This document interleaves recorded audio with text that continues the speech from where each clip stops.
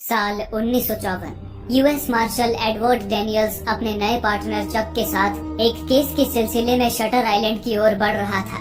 Shutter island एक ऐसा सुनसान टापू था जिस पर एक मेंटल हॉस्पिटल चलाया जाता था। उस हॉस्पिटल का नाम था एशक्लिफ। एशक्लिफ में देश के सबसे खतरनाक और खूंखार मेंटल पेशेंट्स को रखा गया था।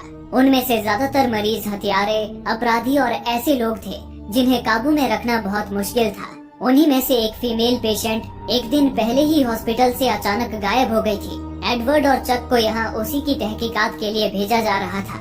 जल्द ही एडवर्ड और चक शटर आइलैंड पहुँच गए। वहाँ उनकी मुलाकात एशक्लिफ हॉस्पिटल के डेप्यूटी वार्डन से हुई, जो उन्हें एशक्लिफ लेकर जाने लगा।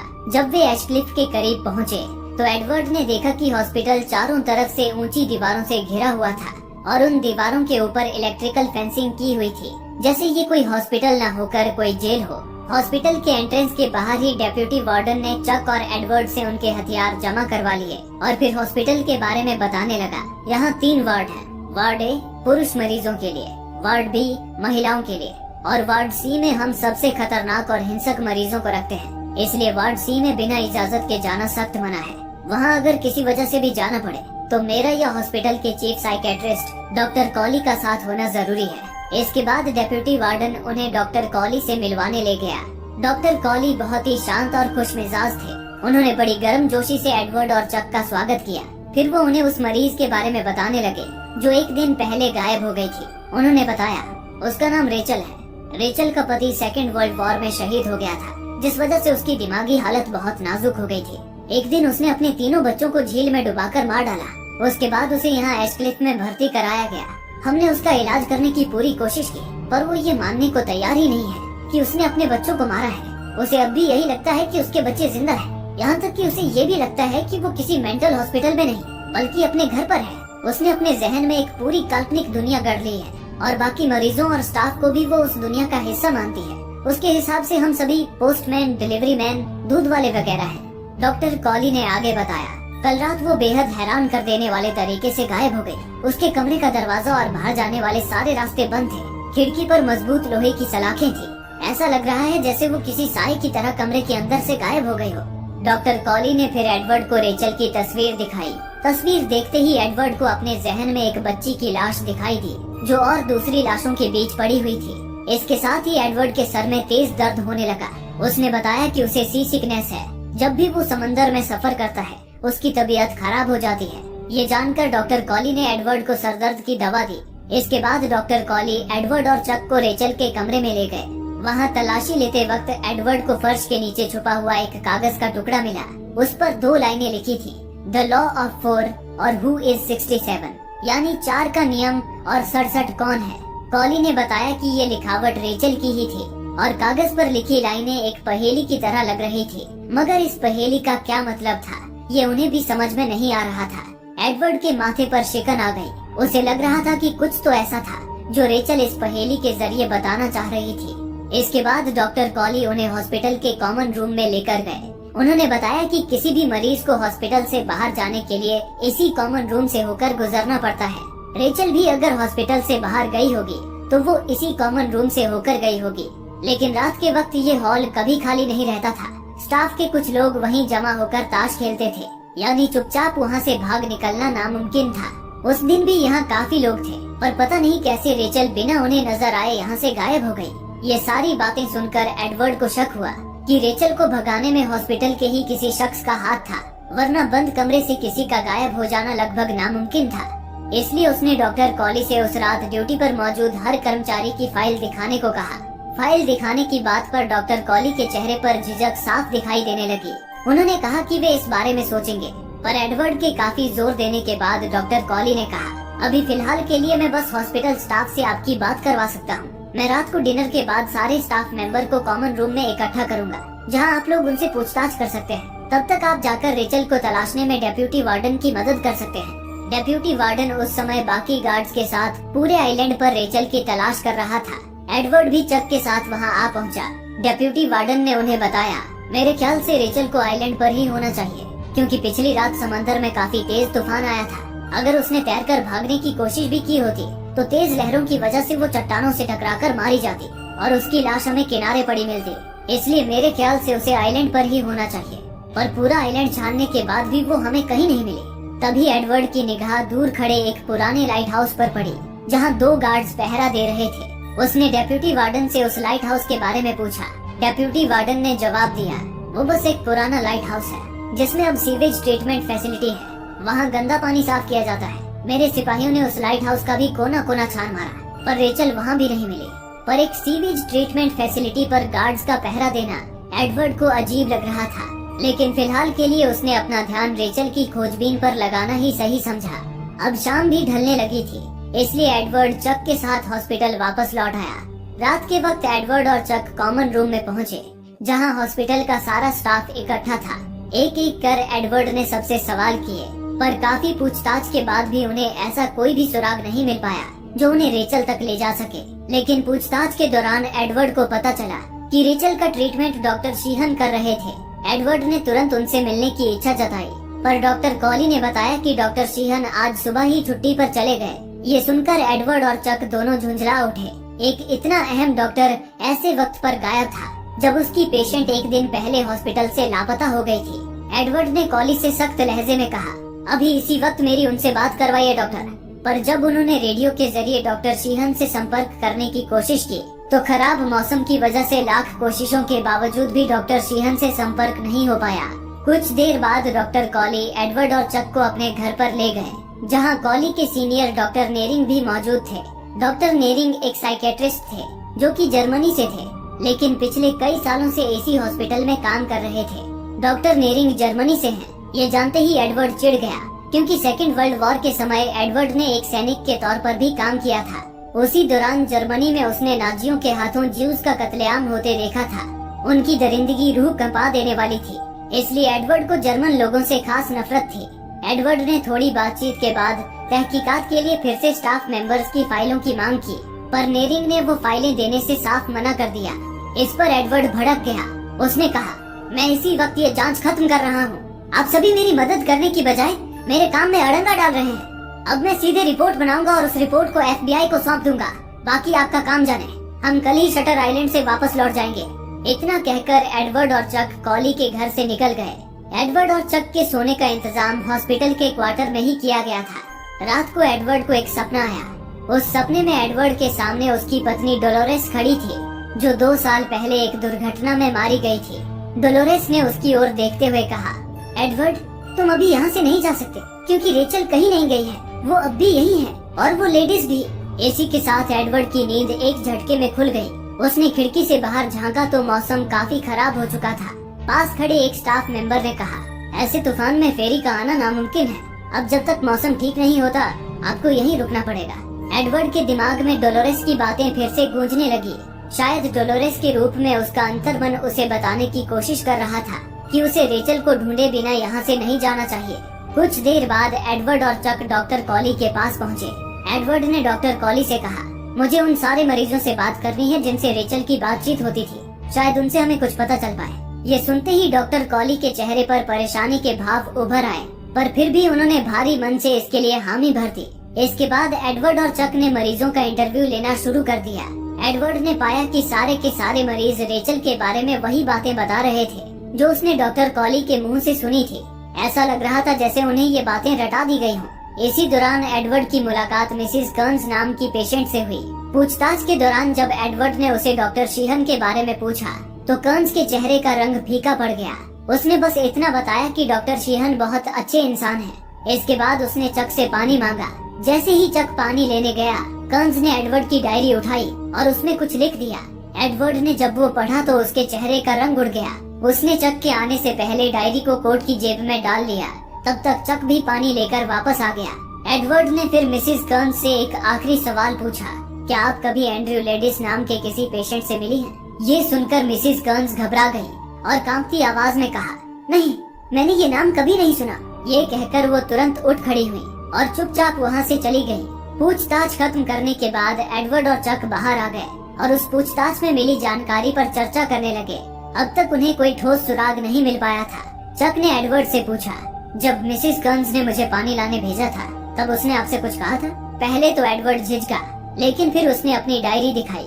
उस पर मिसिस कर्न्स ने सिर्फ एक शब्द लिखा था, रन, यानी यहाँ से भाग जाओ। एडवर्ड को महसूस हो रहा था कि मिसेस गन्स उसे किसी खतरे के बारे में आगाह कर रही थी। तभी चक ने एडवर्ड से एक और सवाल किया, बॉस ये एंड्रयू लेडिस है कौन? आपने हर एक मरीज से उसके बारे में पूछा था। जवाब में एडवर्ड ने उससे कहा, एंड्रयू लेडिस वो आदमी है जिसने मेरे फ्लैट में आग लगा दी थी। उसी की वजह से मेरी बीवी डोलोरेस की जान चली गई, लेकिन सबूतों की कमी की वजह से वो छूट गया, पर मैं उसे ऐसे ही नहीं जाने देने वाला था। कुछ दिनों बाद मैंने पेपर में पढ़ा कि उसने अपने पागलपन में एक स्कूल को आग के हवाले कर दिया और 2 लोगों की जान ले ली। इसके लिए उसे जेल में डाल दिया गया और फिर वहाँ से एशक्लिफ में ट्रांसफर किया गया। उसके बाद तो वो जैसे गायब ही हो गया। उसका अब कोई भी रिकॉर्ड नहीं है, जैसे वो कभी था ही नहीं। एडवर्ड ने आगे बताया, लेडीज को ढूंढने के लिए मैं एशक्लिफ के बारे में जानकारी जुटाने लगा, पर कोई भी एशक्लिफ के बारे में बात करने के लिए तैयार नहीं था। इसी छानबीन के दौरान मेरी मुलाकात जॉर्ज नॉयस नाम के एक कैदी से हुई, जो डेडम जेल में उम्र कैद की सजा काट रहा था। उसने बताया कि लगभग 1 साल पहले उसकी दिमागी हालत खराब होने की वजह से उसे यहीं एशक्लिफ में भर्ती किया गया था। 1 साल बाद उसे हॉस्पिटल से डिस्चार्ज मिल गया, लेकिन बाहर आते ही उसने 3 लोगों को मौत के घाट उतार दिया। जैसे इस हॉस्पिटल ने उसे ठीक करने की बजाय उसे और पागल कर दिया था। कोर्ट में जॉर्ज के वकील ने उसे बचाने के लिए उसे फिर से पागल साबित करने की कोशिश की, पर जॉर्ज ने मेंटल हॉस्पिटल जाने की बजाय खुद ही जज से मौत की भीख मांगी। जज ने भी उसकी बात सुनकर उसे उम्र कैद की सजा सुना दी। आज भी वो डेडम जेल में सजा काट रहा है, लेकिन जो बातें उसने मुझे बताई उससे ये साफ था कि एशक्लिफ में मरीजों पर एक्सपेरिमेंट्स किए जा रहे हैं। मुझे लगता है कि एंड्रयू लेडिस के साथ भी ऐसा ही कुछ किया जा रहा है, इसलिए उसके सारे रिकॉर्ड्स मिटा दिए गए हैं। और सबसे घटिया बात ये है कि गवर्नमेंट खुद ऐसे गैर कानूनी प्रयोगों के लिए एशक्लिफ को फंड कर रही है। अगर लेडीज मिल जाए तो मैं आसानी से इस हॉस्पिटल का पर्दाफाश कर दूंगा। ये सुनकर चक सन्न रह गया।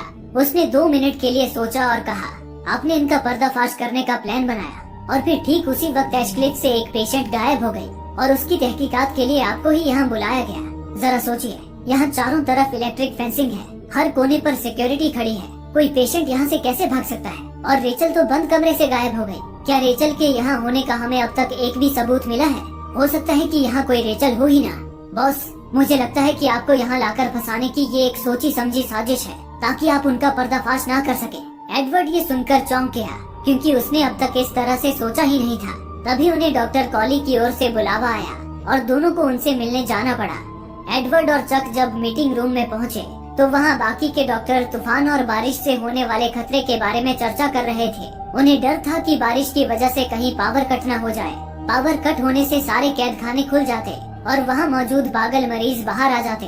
हालांकि डॉक्टर कॉली ने सबको भरोसा दिलाया कि हॉस्पिटल में बैकअप जनरेटर है, तो ऐसी समस्या होने का खतरा ना के बराबर है। इस पर डॉक्टर नेरिंग ने कहा, पर अगर बैकअप जनरेटर भी फेल हो गया तो अंदर बंद सारे 66 मरीज बाहर आ जाएंगे और उन्हें संभालना बेहद मुश्किल हो जाएगा। सबसे ज्यादा खतरा वार्ड सी के मरीजों से है, जो कि हमारे लिए जानलेवा भी साबित हो सकते हैं। हॉस्पिटल में 66 मरीज हैं। ये सुनकर एडवर्ड ठिठक गया। उसके दिमाग में रेचल के नोट पर लिखी हुई वो लाइन आ गई, 67 कौन है? एडवर्ड को शक हुआ कि कहीं 67th नंबर 67th पेशेंट की तरफ इशारा तो नहीं कर रहा।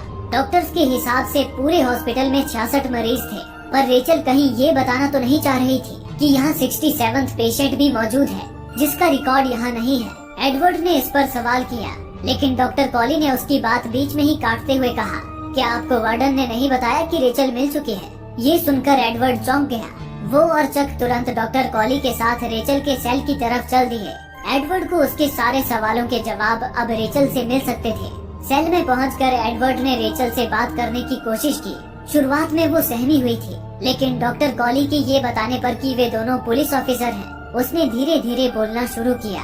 एडवर्ड ने पूछा, कल तुमने क्या किया था? रेचल ने जवाब दिया, मैंने सुबह जिम किया, बच्चों के लिए नाश्ता बनाया, उन्हें स्कूल भेजा, फिर मैं समंदर में दूर तक तैरने चली गई और फिर। इतना कहकर रेचल अचानक चुप हो गई, क्योंकि ठीक इसके बाद ही उसने अपने बच्चों को मार डाला था। अगले ही पल वो बेकाबू होकर एडवर्ड की तरफ झपटी, लेकिन तभी वहाँ मौजूद स्टाफ ने उसे रोक लिया। एडवर्ड रेचल की हालत देखकर निराश हो गया। उसे समझ आ गया था कि उसे रेचल से कुछ भी पता नहीं चलने वाला। वो उसी वक्त चक के साथ सेल से बाहर चला गया। एडवर्ड और चक डॉक्टर कॉली के साथ उसके ऑफिस पहुँचे, लेकिन तभी एडवर्ड को फिर से सिरदर्द होने लगा। कॉली ने तुरंत उसे सिरदर्द की दवा दी और उसे बेसमेंट में भेज दिया, जहां बाकी के स्टाफ भी खराब मौसम की वजह से रुके हुए थे। एडवर्ड को वहीं एक बिस्तर पर आराम करने के लिए लिटाया गया। एडवर्ड की आंख लगते ही उसकी बुरी यादें उसे डरावने सपने के रूप में दिखने लगी। सपने में उसने खुद को नाजी कैंप में पाया, जहाँ जीव लोगों के लाशों के ढेर लगे थे। उन्हीं लाशों के बीच रेचल की लाश भी पड़ी थी। उससे एक छोटी बच्ची की लाश भी लिपटी हुई थी। अचानक उस बच्ची ने अपनी आंखें खोल ली और एडवर्ड की ओर देखती हुई बोली, आपने हमें क्यों नहीं बचाया? आप वक्त पर क्यों नहीं आए? एडवर्ड उस बच्ची के सवाल का जवाब नहीं दे पाया। अगले ही पल उसने खुद को एक घर के अंदर पाया। वहाँ रेचल भी खड़ी थी और जमीन पर 3 बच्चे मरी हुई हालत में पड़े थे। ये शायद रेचल के ही बच्चे थे जिन्हें उसने मार डाला था। उन्हीं में से एक वही बच्ची थी जिसे एडवर्ड ने थोड़ी देर पहले लाशों के ढेर में देखा था। एडवर्ड उसके पास गया और उसे गोद में उठा लिया। एडवर्ड की आंखें छलक पड़ी। उसने भर्राई हुई आवाज में कहा, मुझे माफ कर देना बच्ची, मुझे पहुंचने में देर हो गई। तभी एडवर्ड की आंखें खुल गई और वो उठ बैठा। वो अपने अजीब से सपने से हैरान था। वो समझ नहीं पा रहा था कि वो बच्ची उसके सपने में बार बार क्यों आ रही थी। तभी उसने देखा कि चारों तरफ अफरा तफरी मची हुई थी। चक ने उसे बताया कि खराब मौसम की वजह से बिजली चली गई थी और बैकअप जनरेटर भी फेल हो गया था, जिस वजह से यहाँ हंगामा मचा था। एडवर्ड और चक जब बाहर निकले तो देखा कि कई मरीज अपने सेल से बाहर आ चुके थे। हॉस्पिटल के सारे स्टाफ और सिक्योरिटी हालात को काबू करने में जुटे थे। ये देखकर चक ने एडवर्ड को सुझाव दिया कि क्यों न इस अफरा तफरी का फायदा उठाकर वार्ड सी में घुसा जाए। हो सकता है वहाँ उन्हें एंड्रयू लेडीज मिल जाए। एडवर्ड को भी ये आइडिया अच्छा लगा। दोनों वार्ड सी की ओर बढ़ गए। उन्होंने स्टाफ जैसी ही यूनिफॉर्म पहन रखी थी, इसलिए किसी ने उन्हें नहीं रोका और वे बिना शक के अंदर दाखिल हो गए। अंदर जाते ही उन्हें एक सिक्योरिटी गार्ड मिला। उसने उन्हें बताया कि गार्ड्स ने ज्यादातर कैदियों को तो बंद कर दिया है, लेकिन कुछ कैदी अब भी बाहर घूम रहे हैं। अगर उनमें से कोई दिखे तो वे उन्हें रोकने की कोशिश ना करें, वरना वे जान से हाथ धो बैठेंगे। इतना कहकर सिक्योरिटी गार्ड वहाँ से चला गया। एडवर्ड और चक के थोड़ा आगे बढ़ते ही अचानक एक मरीज उनके सामने आ गया। वो एडवर्ड को देखते ही वहाँ से भागने लगा। एडवर्ड को लगा कि वही एंड्रयू लेडीज है, इसलिए वो उसके पीछे दौड़ पड़ा। एडवर्ड उसका पीछा करते हुए सीढ़ियों की तरफ बढ़ा। अचानक पीछे से वही पागल मरीज उस पर झपटा और उसका गला दबोच लिया। तभी कहीं से चक की आवाज आई, जिससे उस मरीज का ध्यान भटक गया। एडवर्ड ने मौके का फायदा उठाया और उस मरीज पर वार करके उसे जख्मी कर दिया। उसके बाद उसे जमीन पर पटक कर उसका गला दबाने लगा। एडवर्ड ने देखा कि वो मरीज लेडीज नहीं था। तभी चक एक सिक्योरिटी गार्ड के साथ वहां आ पहुंचा। इसके बाद सिक्योरिटी गार्ड चक की मदद से उस मरीज को उठाकर वहां से ले गया। उनके जाने के बाद एडवर्ड अकेले ही लेडीज की तलाश में वार्ड सी के अंधेरे और डरावने सेल्स में घूमने लगा। एडवर्ड एक एक सेल को सावधानी से देखे जा रहा था। तभी उसकी नजर एक मरीज पर पड़ी जो कि लेडीज का नाम ले रहा था। एडवर्ड ने झिझकते हुए पूछा, क्या तुम लेडीज हो? इस सवाल पर वो आदमी हंसने लगा। जब वो उठकर एडवर्ड के करीब आया तो एडवर्ड सन्न रह गया। वो जॉर्ज नोएस था। ये वही शख्स था जो एडवर्ड को डेडम जेल में मिला था और जिसने एडवर्ड को एशक्लिफ में हो रहे एक्सपेरिमेंट्स की जानकारी दी थी। एडवर्ड जॉर्ज को वहाँ देखकर दंग रह गया। उसने देखा कि जॉर्ज के चेहरे पर चोट के गहरे निशान थे, जैसे उसे बुरी तरह से पीटा गया हो। जॉर्ज ने अपने जख्म दिखाते हुए कहा, ये चोटें तुम्हारी ही देन है। तुम्हारी वजह से ही उन्होंने वापस मुझे यहाँ लाकर कैद कर दिया। वो तुम्हारे साथ भी खेल खेल रहे हैं। तुम्हें लग रहा है कि तुम इन्वेस्टिगेशन कर रहे हो, पर ये सब पहले से ही प्लान्ड है। एडवर्ड ने कहा, नहीं जॉर्ज, तुम गलत हो। जॉर्ज ने उसकी आंखों में झांकते हुए पूछा, अच्छा मैं गलत हूँ? एक बात बता, जब से तुम यहाँ आए हो क्या एक पल के लिए भी तुम अकेले रहे हो? एडवर्ड ने जवाब दिया, नहीं, मेरे साथ हमेशा मेरा पार्टनर चक रहता है। जॉर्ज ने फिर उससे कहा, क्या तुमने पहले कभी उसके साथ काम किया है?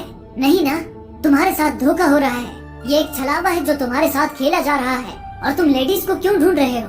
तुम अभी तक डोलोरेस को भुला नहीं पाए हो, है ना?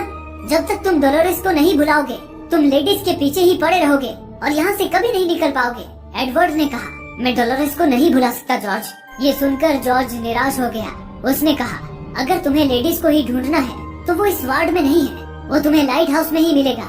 एडवर्ड ने जॉर्ज से वादा किया कि वो उसे यहाँ से बाहर निकाल लेगा। इसके बाद वो लेडीज की तलाश में लाइट हाउस जाने के लिए निकल गया। लौटते वक्त रास्ते में एडवर्ड को चक भी मिल गया, पर जॉर्ज की बातों ने एडवर्ड के मन में चक के खिलाफ शक का बीज बो दिया था। उसने चक से पूछा कि वो अब तक कहाँ था। चक ने बताया कि जिस मरीज को एडवर्ड ने जख्मी कर दिया था, चक उसे हॉस्पिटल में इलाज करवाने के लिए ले गया था। उसी दौरान उसने अंदर चुपके से मरीजों के रिकॉर्ड चेक किए। फिर उसने एडवर्ड को एक कागज दिखाया जो कि पेशेंट 67 का इंटेक फॉर्म था। इंटेक फॉर्म वो होता है जिसमें उस मरीज की सारी जानकारी होती है जिसे एडमिट किया जा रहा हो। इस फॉर्म से ये बिल्कुल साफ हो रहा था कि इस हॉस्पिटल में पेशेंट 67 मौजूद था। चक ने उस फॉर्म को एडवर्ड की तरफ पढ़ने के लिए बढ़ाया, लेकिन एडवर्ड अभी लाइट हाउस जाने की जल्दी में था। उसने चक से कहा कि वो ये इंटेक फॉर्म बाद में पढ़ लेगा। इसके बाद वो लाइट हाउस की तरफ बढ़ने लगा। ये देख चक ने उसे रोकने की कोशिश की, क्योंकि शाम हो रही थी और लाइट हाउस तक पहुंचने के लिए उसे पहाड़ियों को पार करना पड़ता, जो कि काफी जोखिम भरा था। लेकिन चक के रोकने पर एडवर्ड के मन में उसके लिए शक और गहरा हो गया। इसलिए एडवर्ड ने चक को उसके साथ चलने से मना कर दिया। फिर वो अकेले ही जंगल के रास्ते लाइट हाउस की तरफ बढ़ गया। लेकिन उसने पाया कि जंगल के रास्ते लाइट हाउस तक पहुंचना बहुत मुश्किल था। थक हार कर वो वापस वहीं लौट आया, जहां कुछ देर पहले चक उसके साथ खड़ा था। मगर वहां पहुंचते ही एडवर्ड ने देखा कि चक वहां नहीं था। उसने नीचे झांक कर देखा तो उसकी आंखें दहशत से फैल गईं। नीचे एक चट्टान पर चक गिरा हुआ था। ये देख एडवर्ड तुरंत पहाड़ी से नीचे उतरने लगा, लेकिन जब तक वो वहां पहुंचा, चक गायब हो चुका था। इधर उधर देखने पर उसे ऊपर पहाड़ी की चट्टानों के बीच एक छोटी सी गुफा नजर आई, जिसके अंदर से हल्की रोशनी आ रही थी। एडवर्ड किसी तरह उसके अंदर पहुंचा, पर वहां भी चक नहीं था, बल्कि एक औरत थी जो वहां छिपकर बैठी थी। पहले तो वो एडवर्ड को देखकर सहम गई, लेकिन जब एडवर्ड ने बताया कि वो एक यूएस मार्शल है, तो फिर उसने उसे अंदर आने दिया। एडवर्ड ने उस औरत से पूछा, आप कौन है? उस औरत ने बताया कि वो रेचल सोलैंडो है। ये सुनकर एडवर्ड चौंक गया, क्योंकि जो पेशेंट हॉस्पिटल से भाग गई थी, उसका नाम भी रेचल सोलैंडो ही था।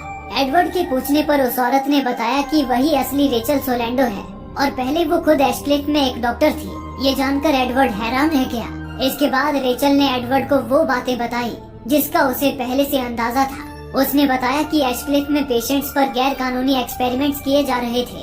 एशक्लिफ में मरीजों की ब्रेन सर्जरी करके उन्हें एक चलता फिरता मुर्दा बना दिया जा रहा था।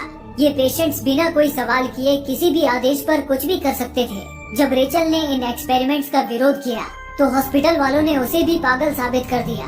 रेचल ने आगे बताया, ये तुम्हारी बीती हुई जिंदगी के किसी हादसे को सामने लाएंगे और सबको बताएंगे कि उस हादसे की वजह से तुम पागल हो गए। इसी तरह उन्होंने मुझे भी दिमागी मरीज बताकर कैद कर दिया था, पर मैं किसी तरह हॉस्पिटल से भाग निकले। अब मैं इन पहाड़ियों में रहती हूँ और हर दिन जगह बदलती हूँ, ताकि वे लोग मुझे दोबारा न पकड़ लें। एडवर्ड को अब जाकर समझ में आया कि उसे हॉस्पिटल में रेचल की जगह किसी और से मिलवाकर उसे बेवकूफ बनाने की कोशिश की गई थी। रेचल ने एडवर्ड से पूछा कि क्या उसने हॉस्पिटल से मिली किसी भी चीज का इस्तेमाल किया है, जैसे सिगरेट, कॉफी या दवा। एडवर्ड एक पल के लिए सोच में पड़ गया। उसने बताया कि सिरदर्द होने पर डॉक्टर कॉली ने उसे दवा दी थी। रेचल के चेहरे पर फिक्र साफ झलकने लगी। उसने एडवर्ड की तरफ देखते हुए कहा कि उसने बहुत बड़ी गलती कर दी है। वो सरदर्द की नहीं, वहम और हेलुसिनेशन पैदा करने वाली दवा थी। इन दवाओं का असर आमतौर पर 36 से 48 घंटों में शुरू होता है और इसकी शुरुआत हाथों के कांपने से होती है। एडवर्ड ने चौंक कर अपने हाथों की तरफ देखा। वे सचमुच कांप रहे थे। उसके चेहरे पर चिंता की रेखाएं उभर आईं। उस रात एडवर्ड उसी गुफा में सो गया। अगली सुबह रेचल ने उसे उठाया और कहा कि अब उसे वहाँ से निकल जाना चाहिए। एडवर्ड ने उससे कहा कि वो उसे यहाँ से बाहर जरूर निकालेगा।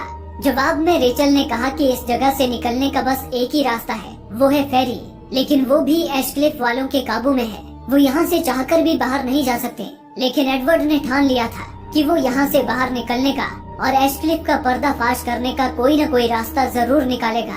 वो उस गुफा से निकलकर फिर सीधे एशक्लिफ पहुँचा। वहाँ पहुँचते ही उसकी मुलाकात डॉक्टर कॉली से हुई। पास आने पर डॉक्टर कॉली ने कहा, कल रात आप कहाँ थे? वैसे रेचल के मिलने के बाद यहाँ पर आपका काम तो खत्म हो चुका है, तो क्या आप आइलैंड छोड़कर जाने की तैयारी कर रहे हैं? एडवर्ड के चेहरे पर घबराहट साफ दिख रही थी। उसने बताया कि वो और चक जल्द ही शटर आइलैंड से निकल जाएंगे। कॉली के चेहरे का भाव बदल गया। उन्होंने पूछा, कौन चक? आप किस चक के बारे में बात कर रहे हैं एडवर्ड? आप इस आइलैंड पर अकेले आए थे? ये सुनते ही एडवर्ड के जहन में रेचल की बातें गूंज उठी। वो समझ गया कि कॉली उसके दिमाग के साथ खेलने की कोशिश कर रहा है। एडवर्ड ने भी कॉली से बहस करना सही नहीं समझा। उसने कहा, हाँ, कौन चक? आपने सही कहा, मैं अकेला ही आया था। एडवर्ड को शक हो गया था कि इन्होंने चक को भी लेडीज की तरह गायब कर दिया था। वे जरूर उसे लाइट हाउस ले गए होंगे, जहाँ उसकी ब्रेन सर्जरी की तैयारी चल रही होगी। उसने फैसला कर लिया था कि वो किसी तरह लाइट हाउस पहुँचेगा और चक को बचाएगा। एडवर्ड चुपचाप बिल्डिंग के गलियारे से होते हुए लाइट हाउस की तरफ बढ़ने लगा। वो अपना हर कदम बेहद संभल कर रख रहा था। लेकिन तभी अचानक डॉक्टर नेरिंग सामने आ गए। वो शायद उस पर पहले से नजर रखे हुए थे। वो एडवर्ड को अपनी बातों में उलझाने लगे और इसी दौरान वो अपनी जेब से बेहोशी का इंजेक्शन चालाकी से निकालने लगे। लेकिन एडवर्ड सतर्क था। उसे नेरिंग की चाल समझ आ गई थी। उसने एक ही झटके में नेरिंग के हाथ से इंजेक्शन छीन लिया। और वही इंजेक्शन उनके शरीर में घुसा दिया। डॉक्टर नेरिंग वहीं बेहोश होकर गिर पड़े। उसके बाद एडवर्ड बिना वक्त गवाए लाइट हाउस की ओर चल दिया। उसने बिना कोई देरी किए हॉस्पिटल की बाउंड्री पार करके समंदर में छलांग लगा दी और तैरकर लाइट हाउस तक पहुंच गया। एडवर्ड ने देखा कि लाइट हाउस पर बस एक ही गार्ड तैनात था। एडवर्ड ने उस सिक्योरिटी गार्ड पर पीछे से हमला करके उसकी बंदूक छीन ली। फिर बिना एक पल गवाए वो लाइट हाउस की सीढ़ियां चढ़ने लगा। ऊपरी मंजिल पर पहुंचकर जब एडवर्ड ने दरवाजा खोला तो सामने डॉक्टर कॉली पहले से वहां बैठे उसी का इंतजार कर रहे थे। एडवर्ड ने डॉक्टर कॉली पर बंदूक तान दी, पर जब उसने उस कैबिन में अपनी नजरें घुमाई तो वहाँ कुछ भी दिखाई नहीं दिया। वहाँ न ही चक था और न ही सर्जरी का कोई सामान। डॉक्टर कॉली ने एडवर्ड को बताया कि उसकी बंदूक में गोली नहीं है। फिर कॉली ने उसे अपने सामने आकर बैठने के लिए कहा। एडवर्ड ने बंदूक की मैगजीन चेक की तो वो वाकई में खाली थी। उसकी नजर कॉली की डेस्क की ओर गई। वहाँ चक की बंदूक रखी थी। एडवर्ड ने अपनी बंदूक नीचे रखी और कॉली के सामने जाकर खड़ा हो गया। कॉली ने अपने पास रखे फोन से किसी को कॉल मिलाया और डॉक्टर शीहन को ऊपर भेजने के लिए कहा। डॉक्टर शीहन का नाम सुनकर एडवर्ड हैरान रह गया। डॉक्टर शीहन वही थे जिनके बारे में एडवर्ड को बताया गया था कि वो रेचल का इलाज कर रहे थे। एडवर्ड ने गुस्से में दांत पीसते हुए कहा, तो डॉक्टर शीहन छुट्टी से वापस आ गए? कॉली ने बिना झिझके जवाब दिया कि डॉक्टर शीहन इस हॉस्पिटल से बाहर गए ही नहीं थे। डॉक्टर कॉली की नजर एडवर्ड के कांपते हाथों की ओर गई। ये देख उन्होंने उससे कहा, तुम्हारे हाथ काफी कांप रहे हैं, क्या तुम्हें हेलुसिनेशन भी हो रहे हैं? एडवर्ड ने गुस्से में कहा, वो तो होंगे ही। तुम लोग धोखे से मुझे नशीली दवाइयाँ जो दे रहे थे। मुझे तुम लोगों की साजिश के बारे में सब पता है। तुम लोग मुझे पागल साबित करना चाहते हो। मैं कल डॉक्टर रेचल से मिला था। उन्होंने मुझे तुम लोगों के बारे में सब कुछ बता दिया है। तुमने डॉक्टर रेचल को भी पागल साबित करने की कोशिश की थी, पर वो बच निकली और तुम उन्हें कभी ढूंढ नहीं पाओगे। कॉली ने कहा, नहीं एडवर्ड, ये सारे सिम्टम्स दवाइयाँ देने की वजह से नहीं, बल्कि दवाइयाँ बंद करने की वजह से है। तुम 2 सालों से यहाँ एडमिट थे और तुम्हारे इलाज के दौरान हम जो दवाइयाँ तुम्हें दे रहे थे वो फिलहाल बंद है, जिस वजह से तुम ये विथड्रॉल सिम्टम्स महसूस कर रहे हो। और रही बात डॉक्टर रेचल की, तो वो सिर्फ तुम्हारे दिमाग का एक भ्रम है एडवर्ड, या मैं कहूँ एंड्रयू लेडिस। तुम जिस पागल एंड्रयू लेडिस को ढूंढ रहे हो वो तुम खुद ही हो। ये सुनकर एडवर्ड का चेहरा गुस्से से तमतमा उठा। उसे यकीन ही नहीं हो रहा था कि डॉक्टर कॉली उसे पागल साबित करने के लिए इतनी बेतुकी बातें कर सकते हैं। तब डॉक्टर कॉली ने एडवर्ड को पेशेंट नंबर 67 का इंटेक फॉर्म पढ़ने के लिए दिया। एडवर्ड ने देखा कि फॉर्म में पेशेंट का नाम एंड्रयू लेडिस ही लिखा था। उस फॉर्म में एंड्रयू लेडिस के बारे में जो भी जानकारी लिखी थी वो बिल्कुल एडवर्ड की जिंदगी से मेल खा रही थी। उसमें लेडिस के बारे में लिखा था कि उसने वर्ल्ड वॉर में जंग लड़ी थी और वो यूएस मार्शल भी रह चुका था। ये पढ़कर एडवर्ड ने गुस्से में कहा, ये क्या बकवास है? मैं तुम्हें बेवकूफ दिखता हूँ क्या? अब सीधे से बताओ कि मेरा पार्टनर कहाँ है? कॉली ने अब बिना बहस किए सामने रखे व्हाइट बोर्ड से पर्दा हटा दिया।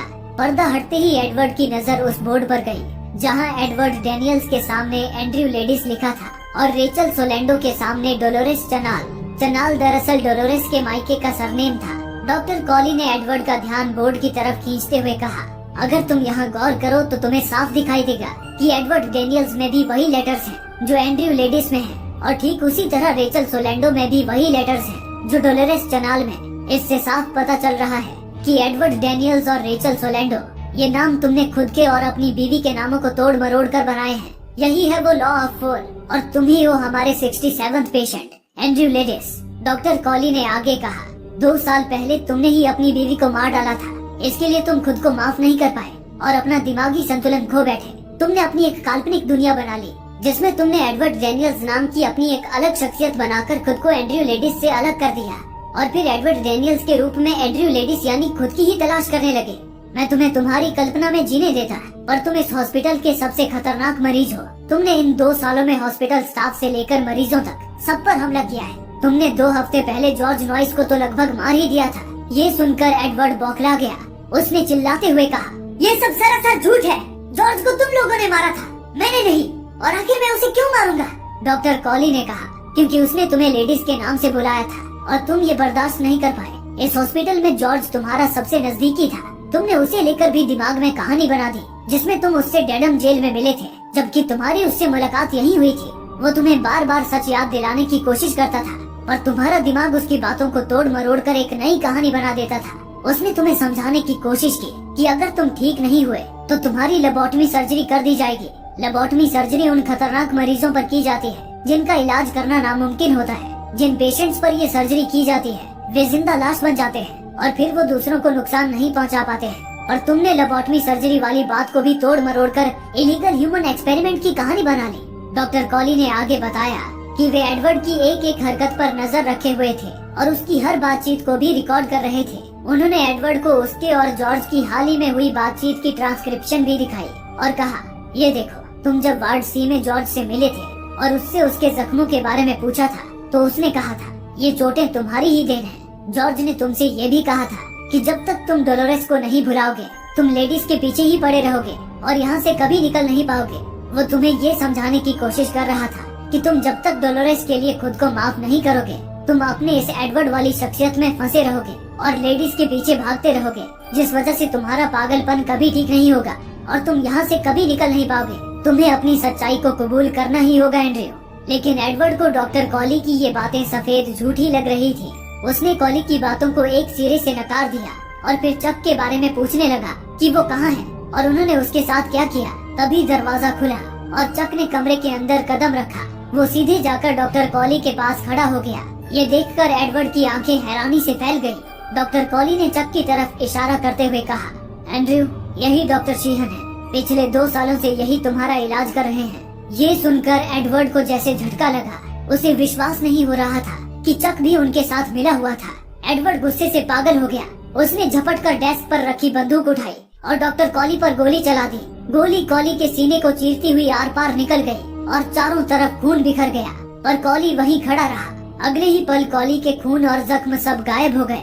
एडवर्ड हैरान रह गया। एडवर्ड ने फिर जब अपनी बंदूक की तरफ देखा तो वो महज एक प्लास्टिक की नकली बंदूक निकली। यानी कि अभी एडवर्ड ने जो देखा था वो हुआ ही नहीं था। न ही गोली चली थी और न ही खून बहा था। ये सब उसका दिमागी भ्रम था। डॉक्टर कॉली अपने हाथ में कुछ तस्वीरें लेकर उसके पास आए और एडवर्ड को दिखाने लगे। उन तस्वीरों में पानी में डूबकर मरे 3 मासूम बच्चे दिख रहे थे। कॉली ने कहा, क्या तुम इन्हें भी नकार दोगे एंड्रयू? अपनी बेटी के वजूद से भी इनकार करोगे जो बार बार तुम्हारे सपनों में आती है?